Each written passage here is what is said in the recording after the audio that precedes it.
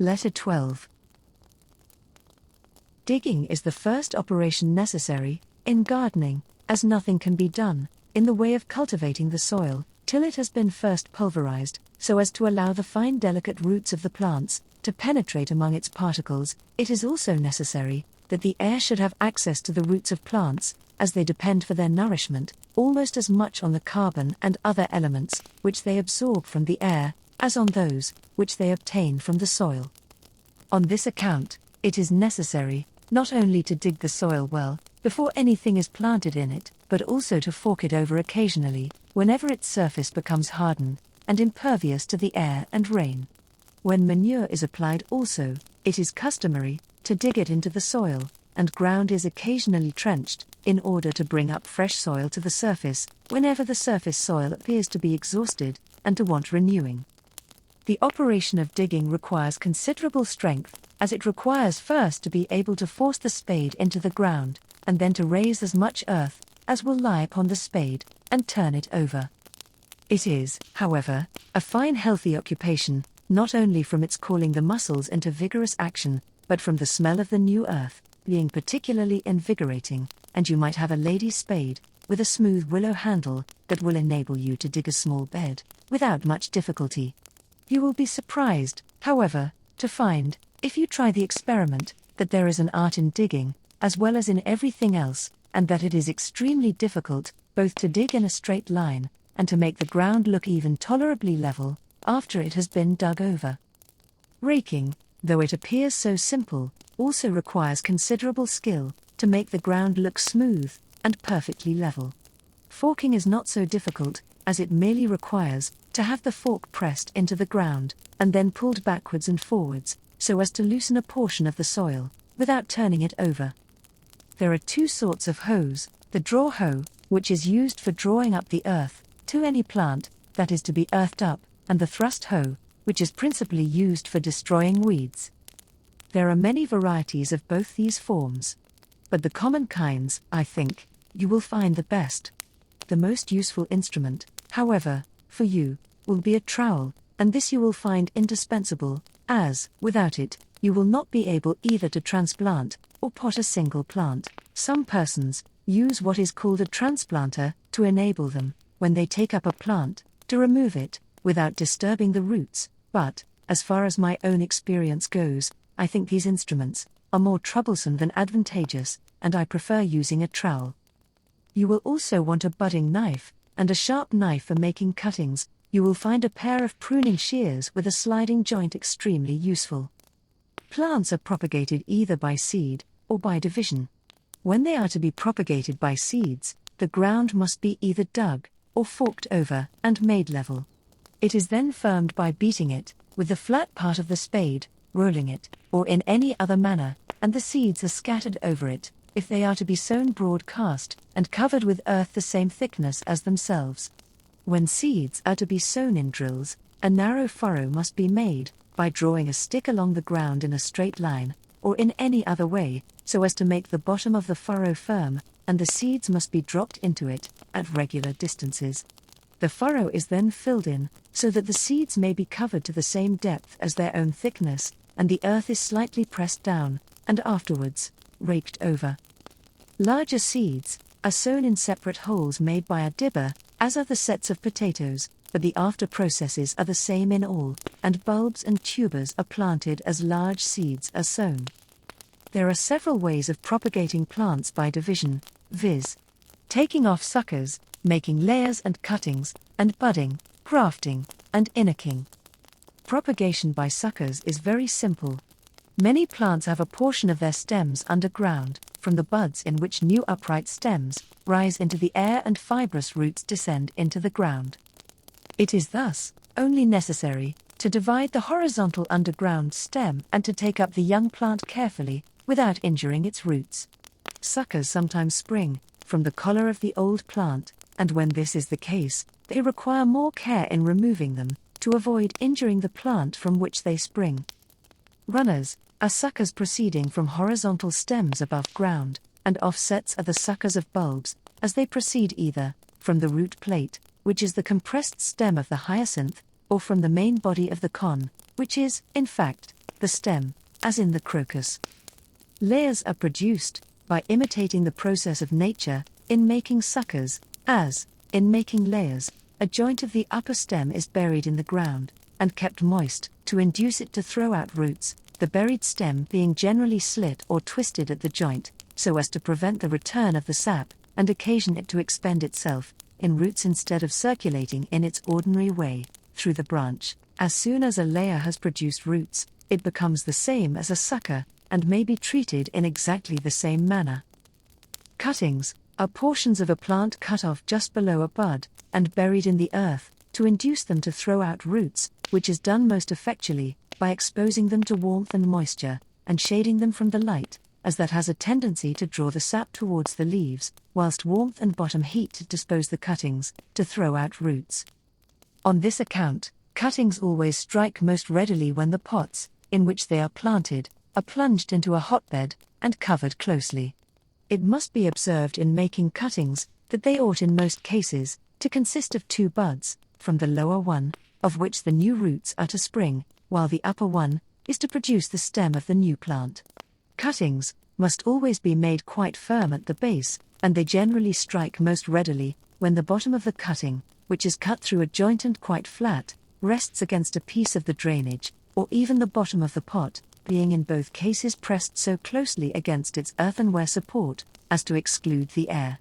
When a cutting is made, most of the leaves are removed, as the evaporation from them is greater than the plant can support, while it is without roots. Cuttings of succulent plants are generally laid upon a shelf to dry before they are put into the ground, as if this is not done the wounded part is apt to become rotten and decays. Cuttings are generally struck either in sand or very light earth, in order that the young roots may meet with as little obstruction as possible. Pipings are cuttings of pinks and carnations, but pulled asunder at a joint, instead of being divided with a knife. Budding is taking off a cutting of a single eye, and inserting it in another tree called the stock. This operation is generally performed in July or August. In the first place, a slit is made on each side, and above and below a leaf, which has a healthy bud in its axil, that is, just between the footstalk of the leaf and the branch on which it grows. The bark of the branch containing the bud and the leaf is then detached from the branch by passing under it the bone handle of the budding knife, which is made flat and thin on purpose, and raising it gradually up. If the bark has been raised carefully and properly, there will generally be a little bit of wood just under the bud, which must be carefully taken out, so that not the smallest particle of wood is left on the underside of the bark. A long slit is then made in the bark of the stock, with a cross slit at the top, and, the bark being gently raised, at each of the corners made by the intersection of the long slit and the horizontal slit, the piece of bark with the bud attached is carefully introduced under the bark of the stock, which is closed over it and bound tightly with a bit of bast mat, in order that the bark, containing the new bud, may be pressed as closely to the wood of the stock as possible. If the operation has been properly performed, and the bud was a healthy one, it will soon begin to swell, and, when it does so, it will push off the footstalk of the old leaf that was taken off with it, so that, when this footstalk falls, it is a sign the bud has taken. When the bud has developed itself into leaves, the ligature should be loosened to allow the branch of the stalk to expand. The operation of budding requires a good deal of nicety, first, to avoid wounding the wood of the stock in slitting the bark, and, secondly, to make the bark of the scion fit quite closely to the wood of the stock, as, if the least vacuity is left between them, the bud will wither instead of beginning to grow. Grafting differs from budding, in the scion consisting of several buds instead of one. It is also performed at a different time of the year, as March and April are the proper seasons for grafting. Whereas budding is never performed till after mid-negation summer. In grafting, sometimes the head of the stock is cut off, and sometimes only the branch, and the scion is selected according to the size of the part to which it is to be attached. When the scion and the stock have been both chosen, they are cut slantingly, so that one may fit into the other, and care being taken that the bark and soft wood of the two unite, at least on one side, the two pieces are bound together, and the ligature is covered with what is called grafting clay, that is, a mixture of stiff clay, with a fourth part of fresh horse dung, and a small quantity of cut hay. Another kind of grafting clay is composed of equal parts of stiff clay and cow dung.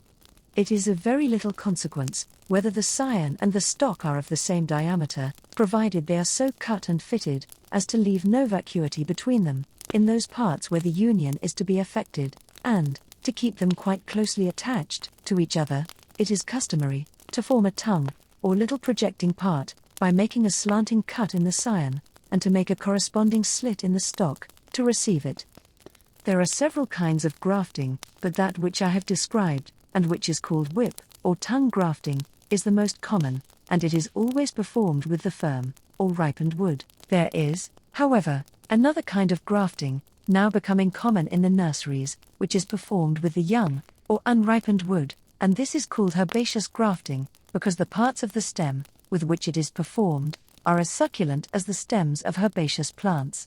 In this kind of grafting, the shoot of the stock is broken off about 2 inches below the point, and all the leaves are taken off except 2, one on each side, which are left to draw up the sap.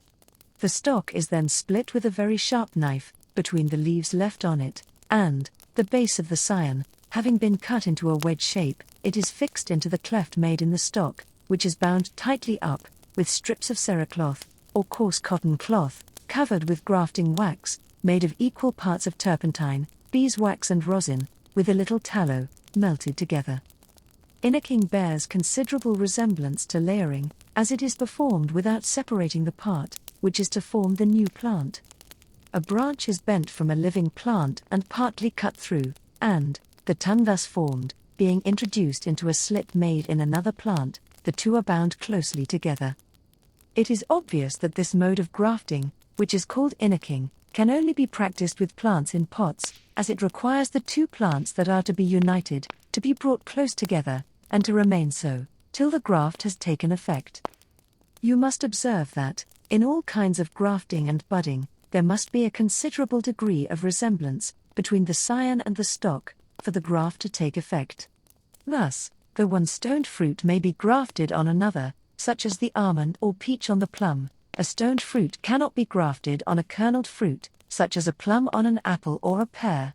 In the like manner, an apple cannot be grafted on an orange, which was formerly supposed to be done, to produce a pomegranate, nor a rose on a black currant, which it was formerly believed would produce a black rose. It is true that plants are sometimes sold in Italy, which appear to have been unnaturally grafted, such as a rose upon an orange, but it will be found, when closely examined, that the pith of the orange had been artfully scooped out, and the stem of the rose tree, introduced into the hollow space thus formed, through a hole made in the stem, close to the root. The other operations of gardening are pruning and training, and, as I have already spoken of these, when treating of the different trees, I have only to add here, that the great art in pruning is to give a clean sloping cut, without bruising the bark, as nature will make an effort to cover the wound, if the edges of the bark are left in a healthy state. The use of a sloping cut is, to prevent the water from lodging on a wounded part. Trees should never be cut in a hard frost, and as little as possible in summer, as every branch taken off, while the plant is in a growing state, excites it to make fresh efforts, to throw out new shoots. Many persons look over their trees in summer, and rub off all the buds which they think likely to produce useless shoots, and this practice, which is called disbudding, is a very good one, as it prevents the tree from wasting its strength unnecessarily. The principal object to be attained in training a fruit tree is, to make the plant produce as much fruit as possible, and for this purpose, the branches are bent backwards and forwards, to cause obstructions in the sap, as it is only from places where there is an accumulation of sap, that flowers and fruit are produced.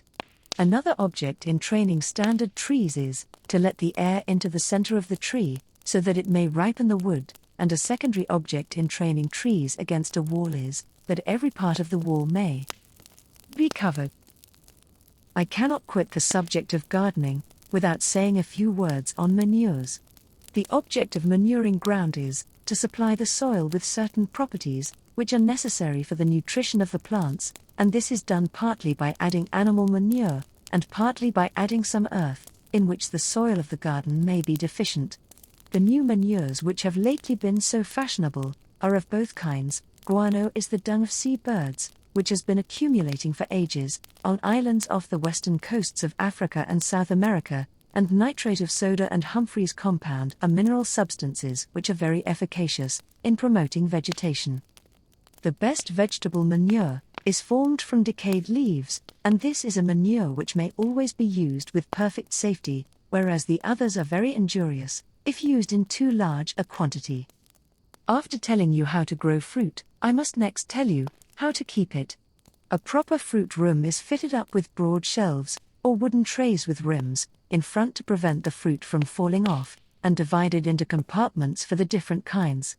There is generally a large table in the center for sorting the fruits, and a thermometer should be hung on one side to regulate the temperature.